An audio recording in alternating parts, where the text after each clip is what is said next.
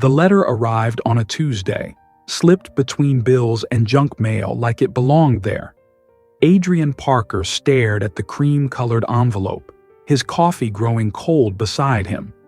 The handwriting was unmistakable, the distinctive loop on the capital A of his name, the slight tilt to the right. His mother's handwriting, his dead mother's handwriting. Adrian's hands trembled as he turned the envelope over. No return address, just his name and address written in the penmanship he'd recognize anywhere, even 12 years after Victoria Parker's funeral. "This isn't possible," he whispered to the empty kitchen of his suburban home. 12 years ago, when Adrian was 16, his mother had died in a car accident while driving home from her night shift at the hospital. At least, that's what his father had told him. They'd had a closed casket funeral. The accident had been too severe for viewing, his father had explained. Adrian had laid flowers on an oak coffin and said goodbye to the woman who had sung him to sleep every night until he was 10. Now, at 28, Adrian had built a life around that loss. He'd become a photographer, capturing moments others might miss, preserving memories the way he wished he could have preserved more of his mother. His father had remarried 5 years after the accident and moved to Florida with his new wife. They rarely spoke anymore. Adrian slid his finger under the envelope's seal, tearing it open with surgical precision. Inside was a single photograph and a note. The photograph showed a quaint suburban house with blue shutters. Standing on the porch was a woman with her arm around a girl of about 11. The woman's face was partially obscured by her hair blowing in the wind, but Adrian would know those eyes anywhere. His mother's eyes. The note was simple. "I'm sorry, Adrian. I had no choice. Please don't try to find me." Adrian's world tilted. He gripped the edge of the kitchen counter, his breath coming in short, painful gasps. His mother was alive.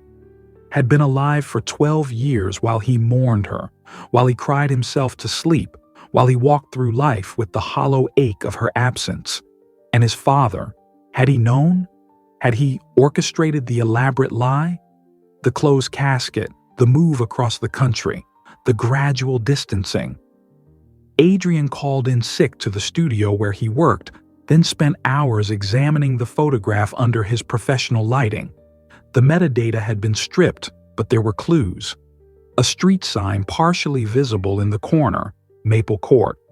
A school bus in the background with a district number, 117. He searched online for School District 117 and found 3 possibilities across the country, one in Illinois, one in Oregon, and one in Virginia. He pulled up Google Maps and began searching for Maple Court in each district. By evening, his dining room table was covered in printouts and notes. He'd narrowed it down to Lakeview, a small town in Virginia. Maple Court existed there, and the architectural style of the homes matched the photograph. His phone rang, startling him from his investigation. It was Sophia, his girlfriend of 2 years. "Hey, are you feeling better? Want me to bring over some soup?" Her voice was warm with concern. Adrian stared at the photograph of his mother, his supposedly dead mother, with her arm around a girl who would be his half-sister. "Actually," he said slowly, "I need to take a trip. Something's come up." "What kind of something?" Sophia asked, concern sharpening her tone. Adrian took a deep breath. "I think my mother might be alive." The silence that followed was weighted with disbelief. It was the same disbelief that had coursed through him all day, a current of impossibility that nonetheless carried him toward a truth he couldn't ignore. "I'm coming over," Sophia said finally, "and you're going to explain everything." As he hung up, Adrian gazed at the photo again. The girl on the porch, his half-sister, was smiling, unaware that her existence was shattering someone else's reality. His mother had built a new life, a new family. and he was about to tear it all open like the envelope that had arrived that morning, innocent among the bills and flyers, carrying its impossible truth. Sophia arrived within 30 minutes, finding Adrian surrounded by maps and printouts, his eyes red-rimmed from staring at screens. "You need to see this," he said without preamble, handing her the letter and photograph. Sophia studied them carefully, her expression shifting from skepticism to concern. "This is Adrian. Are you sure this is her handwriting?" "I'd know it anywhere," he insisted. "I kept all her birthday cards, the notes she'd leave in my lunch. It's identical." Sophia sat beside him, her hand finding his. "What are you going to do?" "I'm going to Lakeview," Adrian said, the decision crystallizing as he spoke. "I need to see for myself." 2 days later, Adrian checked into the Lakeview Inn, a modest hotel on the outskirts of town. He'd told his boss he needed personal leave, packed a bag, and driven 14 hours straight, stopping only for gas and coffee. Sophia had wanted to come, but he'd insisted on going alone. This was something he needed to face by himself. The town was picturesque in that manufactured way small American towns often were. Neat streets lined with maple trees turning golden in the early autumn, a main street with independently owned shops, a diner where locals gathered for breakfast. Adrian felt like an intruder as he parked his rental car on Maple Court the next morning. The house from the photograph was number 47, a well-maintained two-story with the blue shutters he'd memorized. A silver SUV sat in the driveway. Adrian's heart hammered against his ribs as he parked across the street, his camera on the passenger seat. He'd brought it as cover. If questioned, he was a photographer scouting locations for a magazine spread on charming small towns.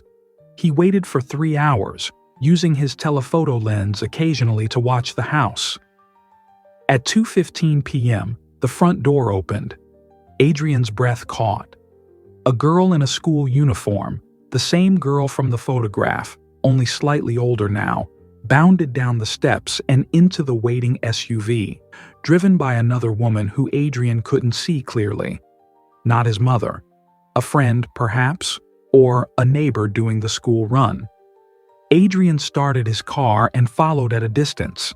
The SUV drove to Lakeview Middle School, where the girl hopped out and joined a stream of students entering the building. A sign announced, "Welcome to volleyball tryouts, 3 p.m. He returned to Maple Court, parking farther down the street this time. At 4:45 p.m., the silver SUV pulled into the driveway of number 47 again. The girl got out, followed by... Adrian's camera nearly slipped from his grasp. It was her, Victoria Parker, his mother.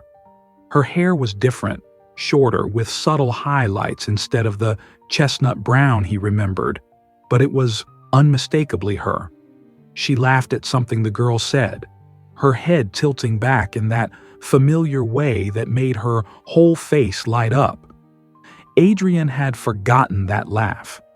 The realization hit him like a physical blow. He had forgotten the sound of his mother's laughter. He watched as they entered the house, the door closing behind them. He sat in his car, hands trembling on the steering wheel, for nearly an hour before he found the courage to approach the house.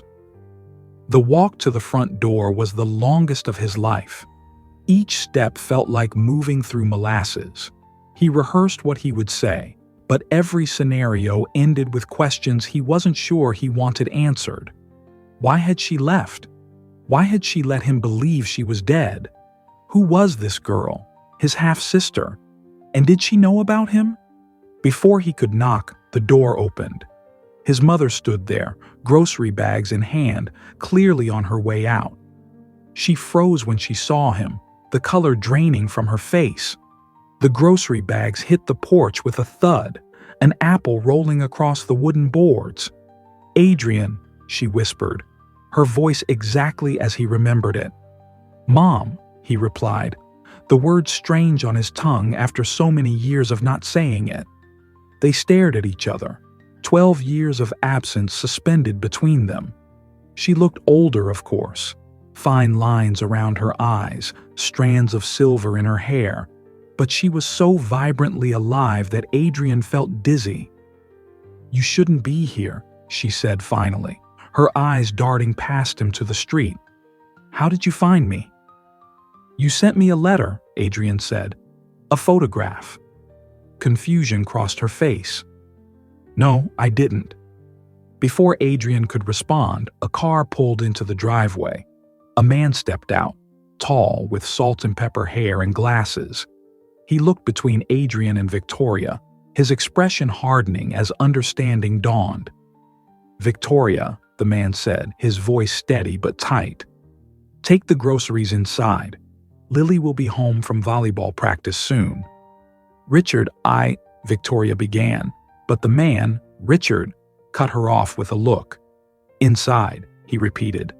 Then, to Adrian, "I think you and I need to talk." Adrian followed Richard to a small home office at the back of the house.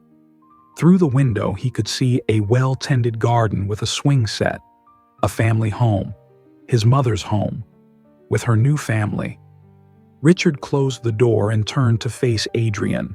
"She never wanted you to find out like this." "Find out what?" Adrian demanded, his voice rising. "That my mother faked her death? That my father lied to me for 12 years? That I have a sister I never knew existed?" Richard sighed heavily. "Half-sister, and it's more complicated than you think." "Then explain it to me," Adrian said, fighting to keep his voice steady. "Explain how any of this makes sense." Richard removed his glasses, rubbing the bridge of his nose. "Your mother didn't fake her death, Adrian. Your father did." "What?" Adrian felt the room tilt. He gripped the edge of Richard's desk to steady himself. Richard gestured for him to sit. "Your mother was in danger. Your father, he's not who you think he is." Adrian sank into the chair, his mind racing. "I don't understand."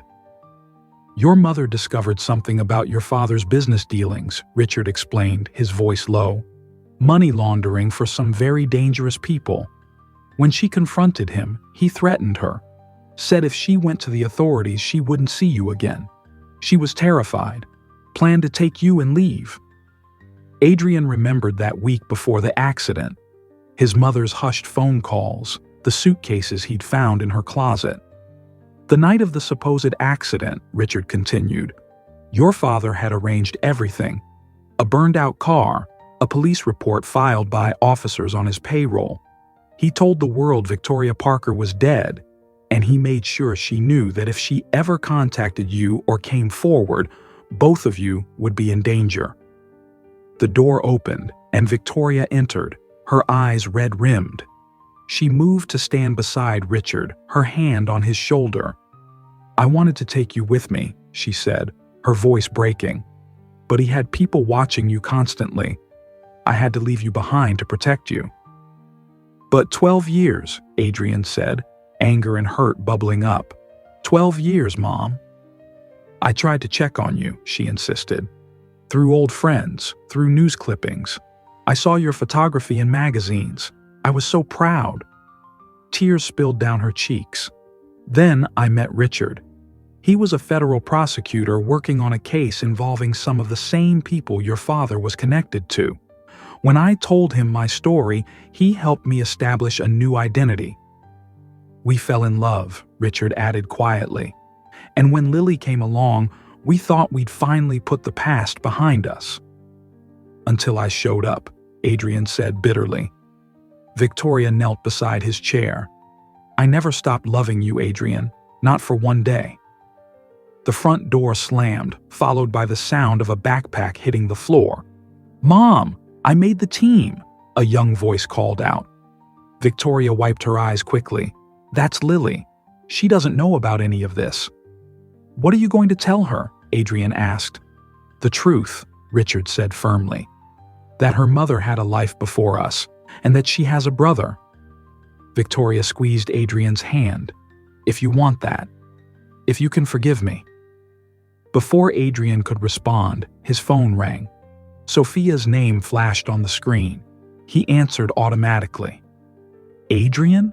Her voice was tight with fear. There's a man at your apartment. He was asking questions about where you'd gone. When I wouldn't tell him, he threatened me. Said something about you poking around in things that don't concern you. Cold dread washed over Adrian.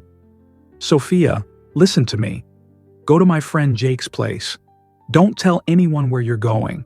I'll call you back soon. He hung up and looked at Victoria and Richard. My father knows I'm here. Richard's expression hardened. He likely had you under surveillance all these years, intercepted the mail coming to your apartment. But I never received any mail from... Adrian stopped, the realization hitting him. The letter, the photograph, it wasn't from you. Victoria shook her head. I would never risk exposing you like that. It was a trap, Adrian whispered. My father wanted me to find you. But why now, after all these years? Richard was already on his phone. James, it's Richard Harper. I need a protection detail at my house immediately. And run a check on Gregory Parker, last known location, current activities. He hung up and turned to Victoria.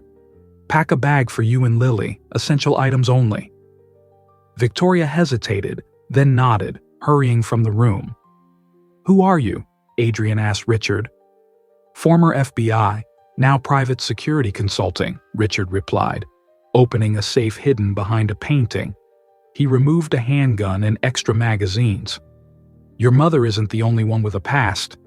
Adrian's phone buzzed with a text from an unknown number. Like mother, like son. Always running. I've been patient for 12 years. Time's up. He showed it to Richard, whose face darkened. Your father's desperate. The statute of limitations on his old crimes is nearly up, but if your mother testifies about what she knew... The sound of tires on gravel interrupted him. Richard moved to the window. It's not my people. They wouldn't be here this quickly.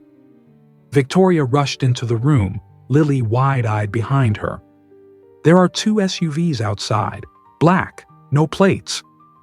Richard handed Victoria the gun.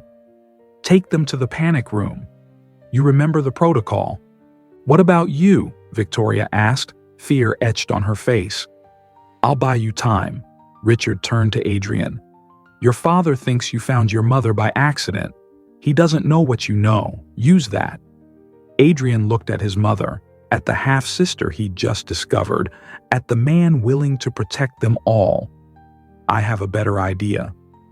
20 minutes later, when Gregory Parker strode into the house, flanked by 2 men in suits, he found Adrian sitting alone in the living room. Son, Gregory said, his smile not reaching his eyes. What a surprise finding you here. Not as surprising as finding out my mother is alive, Adrian replied evenly. That my father is a criminal. Gregory's smile faltered. Whatever she's told you... She told me nothing, Adrian interrupted. Because she's not here. But the federal agents outside heard everything you just said. He held up his phone, the recording app active. And so did the real FBI agents who responded to Richard Harper's call. Former Special Agent Harper, I should say. The front and back doors burst open simultaneously as agents stormed in. Gregory's face contorted with rage as he was handcuffed, his rights read to him in clipped, official tones. As his father was led away, Adrian texted Sophia that she was safe now. Then he walked to the kitchen where Victoria, Lily, and Richard emerged from a concealed door behind the pantry. Victoria embraced him, her arms as warm and real as in his childhood memories. I'm so sorry, Adrian, she whispered, for everything you've lost. Adrian held her tightly, the void of 12 years beginning to fill with something new, not forgiveness yet, but possibility. I didn't lose everything, he said. I found you. Later that evening, as Richard made calls to sort out the legal aftermath and Lily bombarded her new brother with questions about his life, Adrian stepped onto the porch. The neighborhood was quiet again, serene under the emerging stars. He took out his camera, the tool that had helped him preserve memories when he thought he'd lost his past forever, and captured the blue-shuttered house that held his mother, his half-sister, and a future he'd never imagined possible. The dead don't send letters, but sometimes the living get second chances. Thank you for watching until the end. If you enjoyed the video, make sure to like and subscribe to the channel. There's a lot more interesting content coming soon.